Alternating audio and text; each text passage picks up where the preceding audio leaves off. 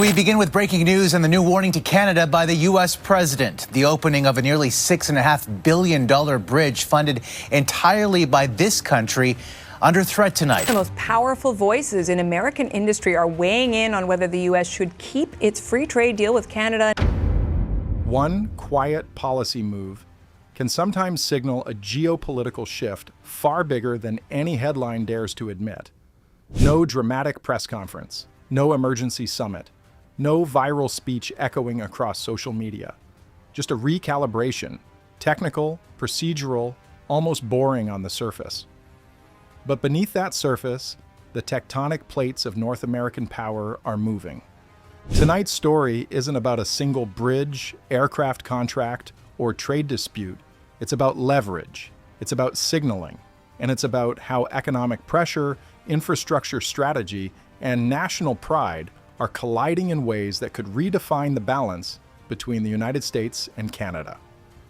For decades, the U.S.-Canada relationship has been described as stable, predictable, almost immune to real confrontation.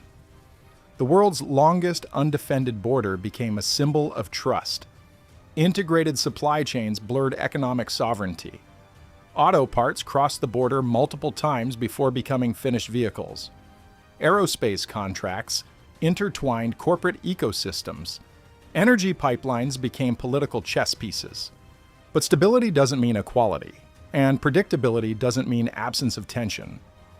When former U.S. President Donald Trump reshaped North American trade during his first term, he framed it as economic nationalism. Fair deals, stronger borders, leverage through tariffs. Canada, often viewed as the quieter partner in the relationship, suddenly found itself navigating steel tariffs, aluminum disputes, and renegotiated trade frameworks. The message was clear: geography does not exempt anyone from pressure politics. Fast forward to today, and the rhetoric may be softer, but the structural tensions remain. Take infrastructure. The new cross-border mega project connecting Detroit and Windsor, the Gordie Howe International Bridge, isn't just concrete and steel. It's a strategic artery. Whoever controls key trade corridors controls economic tempo. Billions in goods flow daily across that narrow strip of water. Auto manufacturing, agriculture, energy components. Each shipment is a thread in a tightly woven continental fabric. Now imagine even subtle policy shifts affecting inspection protocols, tariffs, regulatory approvals, or infrastructure financing. You don't need a dramatic shutdown to send shockwaves. Markets react to possibility as much as reality, and that's where the aerospace dimension enters the conversation. For decades, Boeing symbolized American industrial dominance. Its aircraft weren't just commercial products, they were geopolitical instruments. Aviation contracts cemented alliances.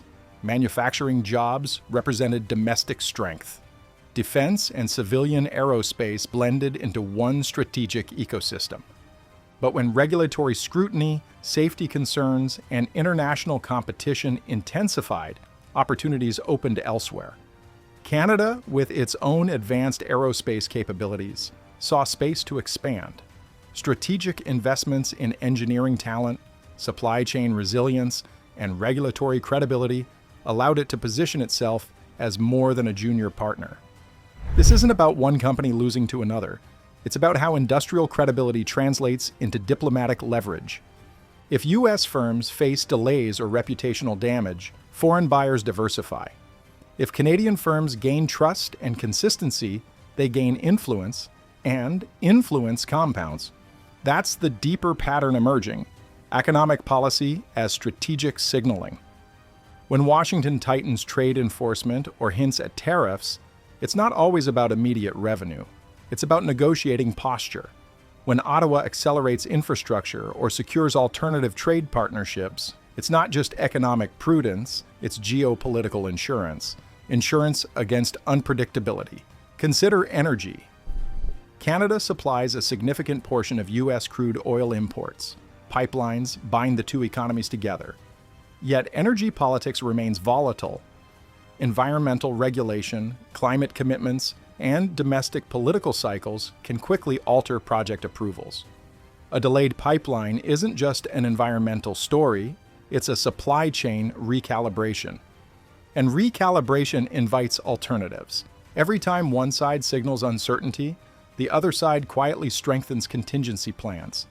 That's how modern geopolitics works, not through dramatic confrontations, but through layered redundancy. But here's where it gets more complex. Domestic politics on both sides of the border amplify strategic decisions. In the United States, economic nationalism resonates with voters concerned about manufacturing decline.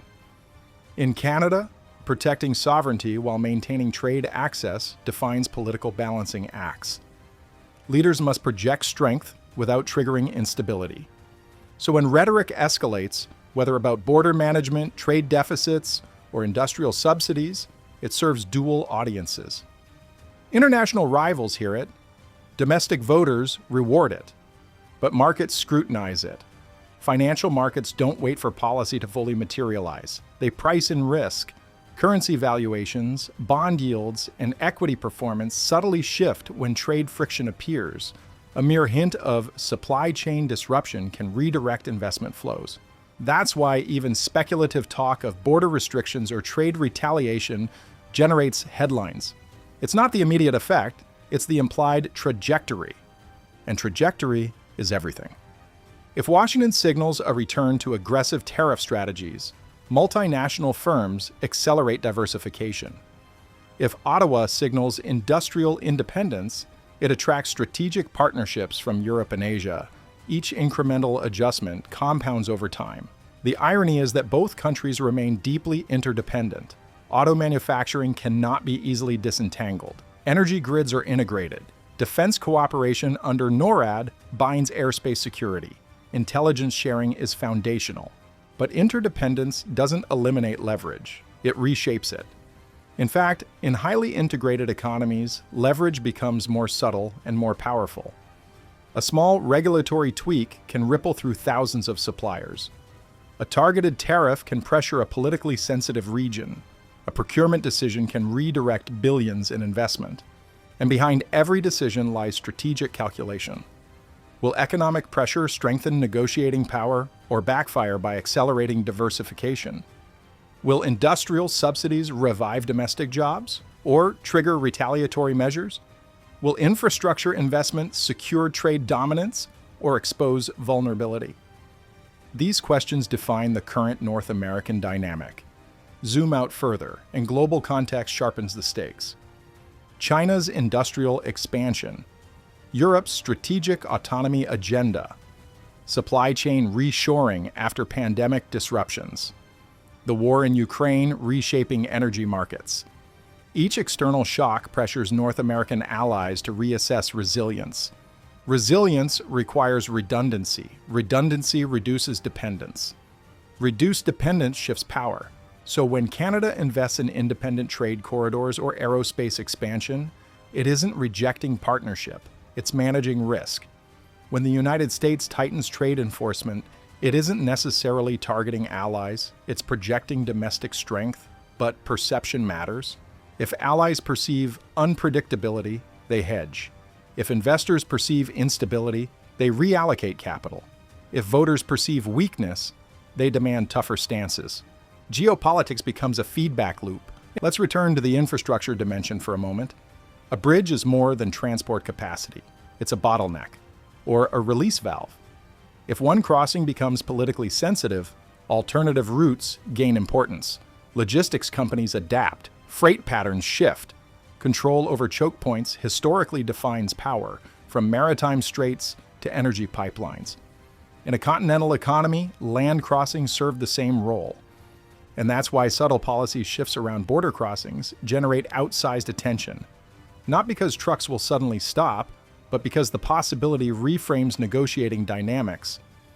In aerospace, credibility is currency.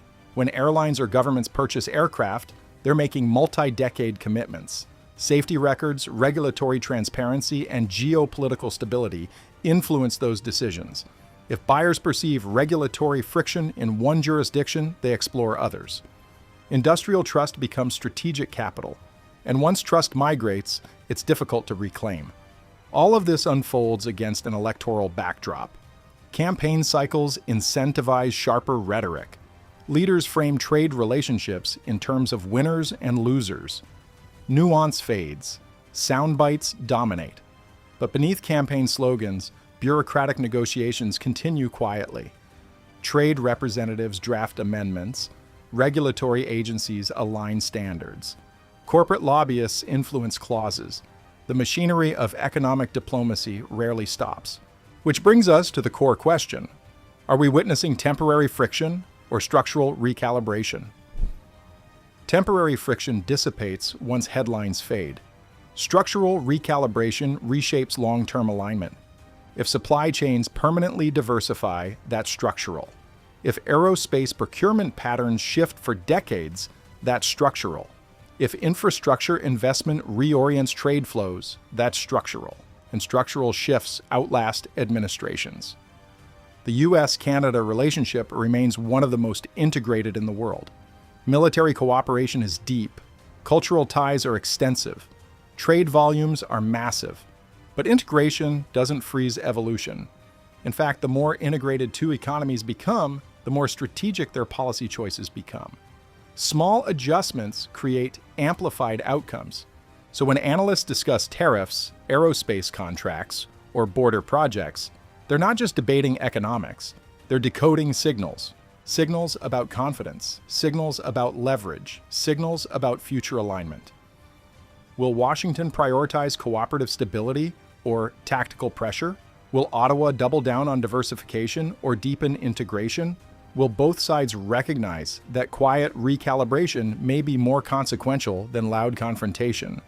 That's the tension shaping North America's next chapter, because the real story isn't about a bridge or a contract, it's about how modern allies navigate competition without rupture, how economic nationalism coexists with interdependence, how industrial strategy becomes diplomatic strategy, and perhaps most importantly, how quiet policy shifts can redefine continental power long before the public fully notices.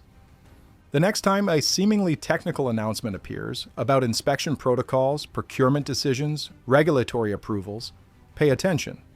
Not because it guarantees conflict, but because in geopolitics, paperwork often moves faster than speeches. And sometimes the future of a continent is rewritten not in dramatic declarations, but in the fine print.